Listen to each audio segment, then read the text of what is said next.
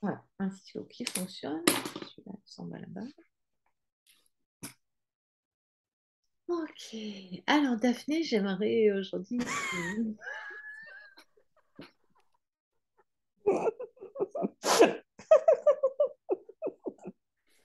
Bon, écoutez, les amis, on rigole parce que ça fait une demi-heure qu'on essaye de faire une enquête et qu'on n'y arrive pas parce qu'aujourd'hui, comme je l'ai dit tout à l'heure, l'énergie n'en fait qu'à sa tête. C'est juste infernal et on ne sait même pas si on va y arriver. Entre les stylos qui ne fonctionnent pas, les taches d'encre sur le nez, les... Qu'est-ce qu'il y a eu? Un peu le réseau, La pub. la... un truc qui a démarré de mon côté tout seul. On se demande d'où ça vient. Ok, une sorte de publicité. Bien. Alors, Daphné, regarde, on va se centrer une seconde quand même. Voilà. Autorisation d'enquêter? Oui.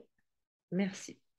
Donc, on va simplement pas trop s'éloigner aujourd'hui parce qu'on a compris dans l'énergie que voilà, c'était un peu troublé, perturbé et qu'on allait rester justement dans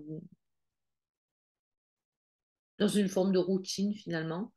Euh, Daphné, j'aimerais que tu ailles prendre la température, l'énergie autour de la planète déjà. Est-ce que tu peux te prendre un point de vue plus haut, te retrouver tout en haut, comme si tu étais dans un satellite et que tu voyais la planète Terre d'en haut? Tu la regardes au niveau énergétique ou même physique, si tu souhaites, ou les deux en même temps, ou l'un après l'autre. Apporte-nous ce que tu perçois, ce que tu ressens, comment, comment ça vibre. Ben, ça chahute beaucoup. C'est comme s'il y avait des vents d'énergie qui soufflaient sur la planète. C'est très agité, en fait. Ça fait comme des courants qui passent vraiment dans tous les sens, tout autour de la planète. Je vois une couleur orange, rouge, noir. Je vois du blanc quand même, comme s'il y avait ça, il y a une énergie d'apaisement, de calme et de paix qui est pas loin, mais qui a interféré par ces énergies plutôt orange et rouge, là, noir. En fait, j'ai l'impression que ça me dit que ces énergies font tout ce qu'elles pardon, pour essayer de nous enquiquiner, de chahuter la terre, de pomper tout ce qu'elle peut pomper d'énergie pour se nourrir. Et du coup, il y a un combat entre les énergies blanches de paix et ces énergies-là de combat. Ouais, c'est vraiment ça, il y a un combat là tout autour. Et alors, les énergies de paix, elles sont calmes, hein. Elles arrivent à garder leur légèreté, leur assurance et leur présence, elles sont quand même là, tu vois. Bon, alors, j'ai l'impression que les énergies ça me dit les énergies de tornade, de feu, tout ça, elles l'emportent en ce moment. Mais comme si leur combat, en fait, il était vain et elles n'arrivaient pas, ces énergies, à prendre ce qu'elles voudraient. Elles restent sur leur faim, elles n'arrivent pas à extraire suffisamment d'énergie pour se nourrir. C'est pour ça que les énergies de paix sont confiantes, restent dans la foi, parce qu'elles savent que de toute façon, leur combat il est perdu aux énergies sombres. Hmm. Donc, les forces involutives ont perdu, c'est ce que tu es en train de dire? Dans l'absolu, oui, après, là, elles arrivent à grappiller un peu, mais en fait, c'est pas suffisant. Donc, elles nous embêtent individuellement et collectivement beaucoup, là. Hmm.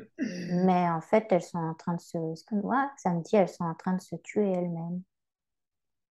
Enfin, ouais, de péricliter, quoi. elle dégénère. Et c'est pour ça qu'il y a un regain de violence, entre guillemets, d'intensité, comme si jusqu'au bout, elles voulaient essayer de prendre ce qu'elles peuvent prendre, quoi. La force du désespoir, l'énergie du désespoir, c'est ça? Ouais, c'est ça. C'est ce qu'on est en train de vivre, c'est ce qu'on ressent là.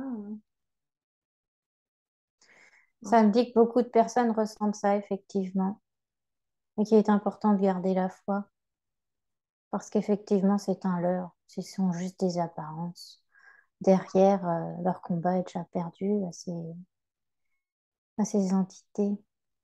De rester en paix, finalement, j'ai fait une capsule, je crois, hier, c'était calme et sérénité, c'est vraiment ça? Si Bah oui, on c'est est du ça. côté du calme et de la sérénité, il peut rien nous arriver. Mhm. De garder son axe, son C'est pas ancrage. toujours, c'est pas facile, hein. Non, On sent comme aujourd'hui des énergies qui nous secouent là. C'est difficile, hein. On est mis à l'épreuve, hein. ça m'envoie l'image d'un bateau dans une tempête qui essaye de garder le cap. Enfin, c'est un bon navigateur, hein, parce qu'il arrive à déjouer les vagues, les tempêtes, tout ça. Il arrive à garder le cap, ouais, ça. Alors j'aimerais qu'on refasse le point sur cette histoire de matrice artificielle, matrice originelle. Donc on a vu que hum, on s'exprimer dans la matrice originelle aujourd'hui, c'est la voix. C'est la voix qui peut nous sauver, entre guillemets, nous sauver de quoi? Du malheur, du désespoir, quelque chose comme ça. Qu'est-ce que tu peux en dire de ça? Qu'est-ce que tu en ressens dans l'énergie? Ah, c'est ça, se focaliser pardon, uniquement sur la matrice originelle, sur ce qu'on est vraiment, sur ce qu'on ressent, sur notre divinité, ça me dit. Oui. Qui on est, la belle énergie qu'on est et qu'on peut diffuser autour de nous, déjà pour nous. Ça nous permet en fait de garder cet axe.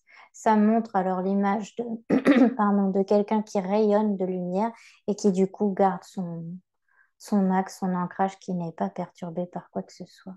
Hmm. Tout qui peut voler autour de lui. Il y a cette foi et cette présence à lui-même qui l'empêche d'être embarqué. Et alors, ça ne parle pas que du physique, hein, ça parle de ce que peuvent dire les gens, enfin pas que des catastrophes naturelles, aussi de tout ce qui se passe autour de soi, des informations qu'on entend, des phrases qu'on entend à notre rencontre. Ça peut être tout et n'importe quoi, enfin, tout notre quotidien en fait. Hmm. Alors, pour le plus grand nombre, pour l'humanité, de quel côté on nous invite à regarder? Vers quel chemin on nous invite à emprunter pour se sortir justement de toute cette mélasse, cette négativité, ces sentiments de doute et de désespoir, même pour certains parfois. Tu vois, ça m'envoie directement une image de soleil. Regarder le soleil, même si les nuages le cachent, d'être capable d'aller voir au-delà des nuages et de voir le soleil. De garder la foi.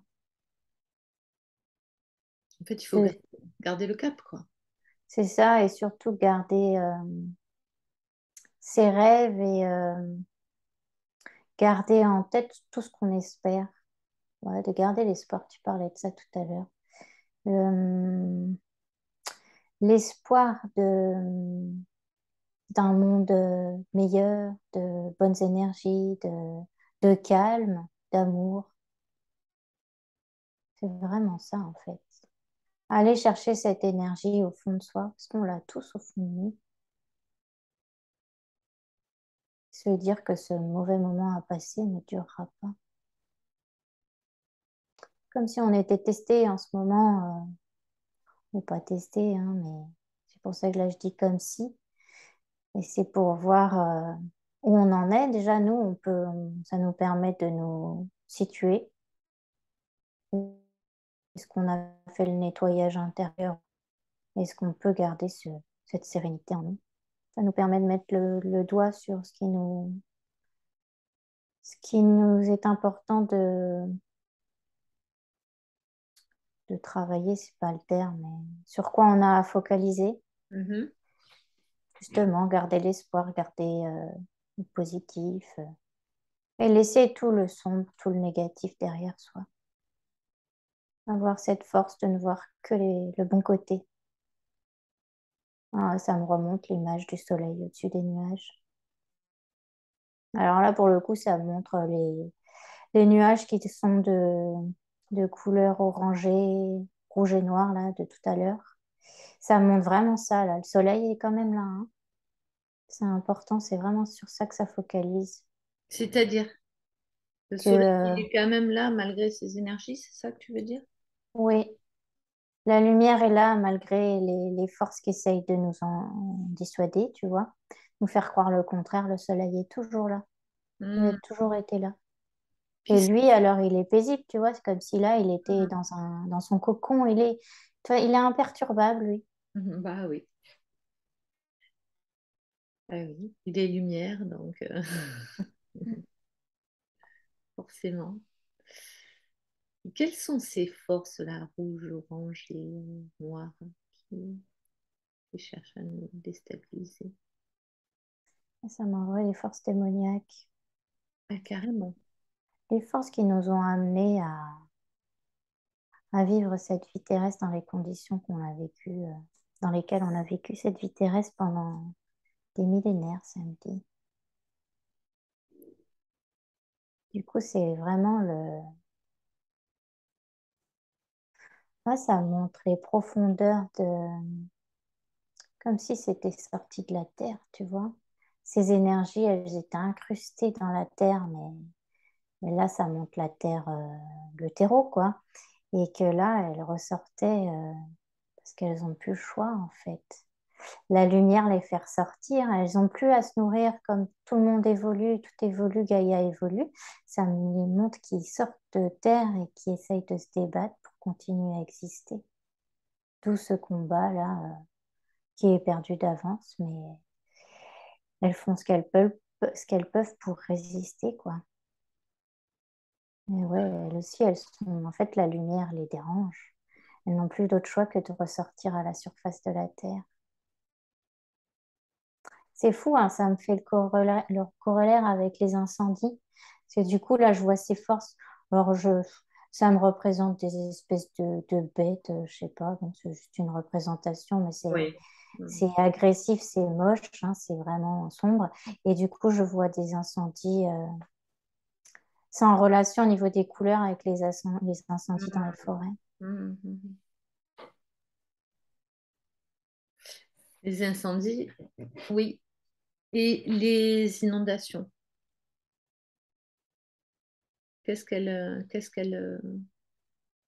de quoi elles témoignent au niveau énergétique, les inondations, puisqu'on a les deux, incendie et inondation. Et Et même, ben, tu vois, ça m'envoie. on a tous les éléments. Mm. Non, c'est vrai. Et ça m'envoie comme si c'était une purification par l'eau. Tu vois, de l'autre côté, le feu, bah, le feu, il est amené par ses énergies et en même temps, elles les détruisent. Tu vois, comme ces énergies, elles sont au ras du sol, et ben le feu, bah, elles sont prises dedans, en fait, elles sont prises à leur propre jeu. Et de l'autre côté, l'eau permet de purifier ça, tu vois, d'étouffer ce feu.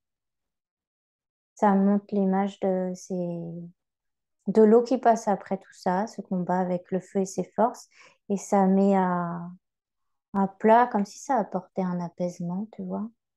Même si géographiquement, c'est pas au même endroit. Ça n'a rien à voir. On parle au niveau énergétique, on est d'accord. Ouais, et alors justement, ça montre que même si ce sont des inondations, moi je les vois pas comme inondations. J'essaie de me refocaliser dessus, mais non, ça montre qu'en fait tu vois, c'est calme. C'est étonnant, hein. Oui, sur le nettoyage. Oui, c'est des petites inondations, c'est pas. Enfin, une petite.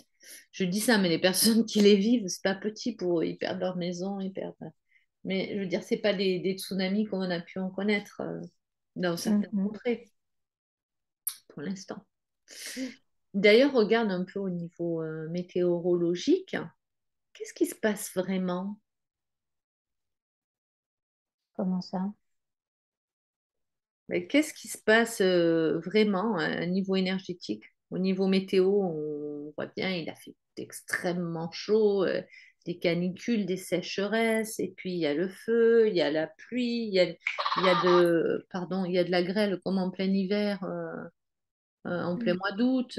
Qu'est-ce qui se passe? Regarde, au niveau énergétique, qu'est-ce qui se passe? Ça m'envoie l'information que Gaïa est perturbée. Oui. Elle essaye de se débattre, de... comme si elle rejetait aussi ses propres énergies emmagasinées au cours de ces millénaires et qui n'ont plus lieu d'être là. Comme si elle crachait aussi tout ce qu'elle avait besoin de cracher. Hmm. Comme elle est vivante, en fait, c'est ça, ça me dit, elle élimine aussi, elle fait ressortir tout ce qu'elle a en elle. Donc ça fait par phase. C'est marrant, ça me montre l'image d'un corps humain qui fait pareil, qui a des symptômes, des douleurs, tout ça pour se nettoyer. Ça me dit actuellement, hein, parce qu'on est dans une phase où on a pu déjà comprendre tout ce qu'on avait à comprendre et que du coup, là, ça me dit on purge.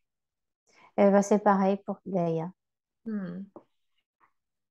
C'est la elle purge. purge. Mm. Est-ce que Gaïa, elle, elle est consciente, ça, d'accord? Est-ce qu'elle a conscience que des humains vivent là? Oui. Mais est-ce que quand elle s'ébroue, qu'elle purge, qu'elle purifie, est-ce qu'elle tient compte du fait qu'il y a des êtres vivants qui l'occupent? Je ne sais pas comment le dire autrement. J'ai compris. Est-ce qu'elle en a conscience? Et si oui, est-ce que de toute façon, elle fait ce qu'elle a à faire et même s'il y a des dégâts en termes de vie humaine, je parle de catastrophes naturelles, ben, il y a des dégâts. C'est comme ça fait partie du jeu ou est-ce qu'elle fait juste ce qu'elle a à faire et puis En sans fait, tenir compte. Est-ce que c'est son problème, l'humanité, ou pas? Ouais, en fait, c'est ça la question. oui, mais elle a aussi besoin de s'occuper d'elle. Elle a conscience des dégâts que ça peut provoquer, mais en même temps, elle a besoin d'avancer et elle dit ceux qui avancent avec moi, de toute façon, ils seront au bon endroit au bon moment. Et chacun peut recevoir les informations nécessaires pour être là où il doit être au bon moment, Ah, pour éviter justement une catastrophe, d'être happé par cette catastrophe. Donc, intéressant. elle a conscience de ça, oui. Ouais, mais ça revient à dire quoi? Ah, c'est très délicat comme sujet. Ça revient à dire que la personne qui se fait emporter par des inondations, mais comme ça a été le cas hier d'ailleurs, euh, elle n'était pas au bon endroit au bon moment et donc c'est que elle n'a pas avancé avec Gaïa. C'est bizarre de le penser comme ça. Ou est-ce qu'il y a d'autres paramètres? Ça me dit que c'est complexe Hmm, et que chacun est libre de sa voie, de son chemin. mhm. Et que effectivement, il y a des choses tristes, mais ça m'envoie l'info que la personne a aussi choisi son chemin. Oui, en amont. Qu'elle, Hmm. oui, et puis elle a pu à chaque bifurcation, entre guillemets, à chaque choix de vie, aller là où elle l'entendait. Mais a-t-elle voulu écouter son cœur profondément ou a-t-elle écouté sa tête? En fait, tous ces choix ont fait qu'elle était là où elle a choisi d'être, pas forcément où elle devait être au sens où nous, humains, on l'entend, mais en tout cas, elle a choisi tout au long de son périple. Et ça me dit, oui, je sais que ça peut choquer certains, ça peut faire du mal, mais en tout cas, chacun a fait ses choix librement, hein. Personne n'a été forcé. Et si quelqu'un a été influencé, en fait, ça me dit que bah, il s'est laissé influencer. C'était son choix aussi de se laisser embarquer, quoi. De se laisser embarquer, c'est-à-dire. Bah, dans l'influence des uns des autres, en fait. Même si c'était pas son choix, la personne. Alors, imaginons qu'une personne habite dans un village où il y a eu une grosse inondation, où il y a eu Mhm. des décès. Bah, prenons une personne qui est décédée. Elle avait eu le choix avant de partir. Par exemple, des personnes ont pu lui dire, faut que tu t'en ailles, mais si elle n'a pas voulu lâcher sa maison, lâcher cet endroit. Alors, c'était une espèce de foi en elle de se dire que tout irait bien, mais en même temps, regarder les circonstances était important et se dire, bah oui, mieux vaut que je m'en aille maintenant, mais peut-être qu'elle n'a pas voulu en fait, que c'était son choix à elle de résister jusqu'au bout, entre guillemets. Mhm. Et pour elle, c'était correct parce que c'était vraiment son choix. Ok. Donc, Voilà. Gaïa disait que, enfin, tu rapportais tout à l'heure comment ça se passe bien pour les humains qui avancent avec elle. Alors, comment avancer avec Gaïa, justement? Et ben, ça me montre un océan avec des vagues et justement rester sur la vague et pas essayer de partir de là, d'accompagner le mouvement en fait, de suivre les mouvements que nous envoie Gaïa. Donc en fait, de vivre tous ces chamboulements de l'intérieur, Mhm. de regarder en soi, de comprendre, de ressentir justement tout cet affolement extérieur, mais qui n'est qu'à l'extérieur. En fait, en nous, on a assez de lumière pour se laisser porter par l'eau de ces vagues, tu vois. Hmm. Ça montre vraiment quelqu'un qui suit, quoi, et qui cherche pas à partir à droite à gauche, à se débattre, juste à se laisser porter par ce qui se passe, Toujours en cette, gardant sa foi, son axe, oui. ouais, cet espace de paix. Mm. On en revient toujours à cette paix, à cette sérénité, finalement. Oui. Et ça me dit aussi la connexion à son cœur, à toutes les informations qu'on reçoit de l'intérieur pour notre plus grand bien. Alors, quel conseil elle peut nous donner, peut-être Gaïa ou l'énergie qui est là, pour vivre au mieux cette rentrée, puisque on vit quand même dans ce système, même si on peut avoir une conscience extérieure, mais en tout cas, chaque jour nous vivons sur cette planète et dans ce système, plus ou moins. Comment on peut l'aborder au mieux et est-ce qu'on va au-devant de grands changements pour l'humanité? On sait qu'on est à un grand virage, mais est-ce qu'il va y avoir, par exemple, dans cette année 2023, de grands changements visibles dans la matière? Ça me dit oui, beaucoup de changements à venir. Et encore une fois, ce n'est que qu'extérieur. Donc, il est important de garder toujours son cap. Mais effectivement, il y a beaucoup de choses qui vont changer. Je vois en fait de la peur qui apparaît et justement ne pas se laisser happer par cette peur. Parce que tout va changer, mais c'est pour le mieux justement.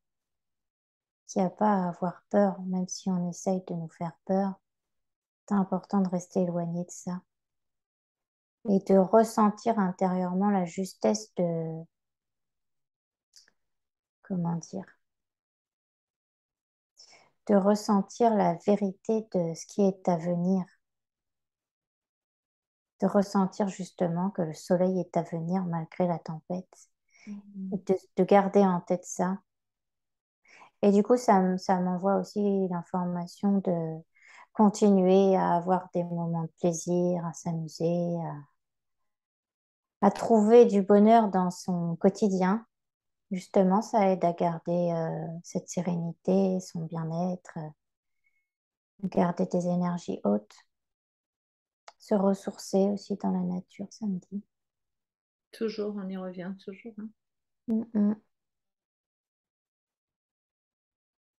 L'ancrage, ça m'envoie l'ancrage est essentiel pour vous maintenant, pour nous. Hmm.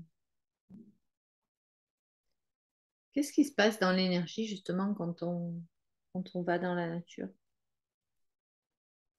Est-ce que, pardon, je précise ma question, est-ce qu'aller dans la nature, ça suffit à se recharger? Ou est-ce qu'il faut y être en conscience avec une intention particulière?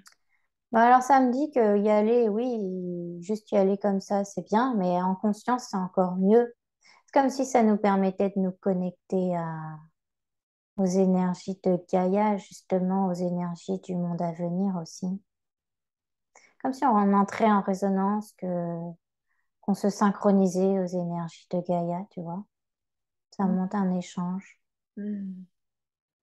Et que la nature aussi a besoin de nos énergies, ça l'aide aussi à garder le cap finalement. Parce que Gaïa se rend compte aussi quand on fait ça, quand on est en conscience dans la nature, elle se rend compte qu'il y a de plus en plus de personnes qui ont compris que tout évoluait et que c'était pour notre mieux. En fait, ça montre de plus en plus de personnes qui s'illuminent vraiment tout autour de la planète. Et donc, d'être en contact avec Gaïa, c'est aussi bénéfique pour elle que pour nous, en toute conscience, bien sûr.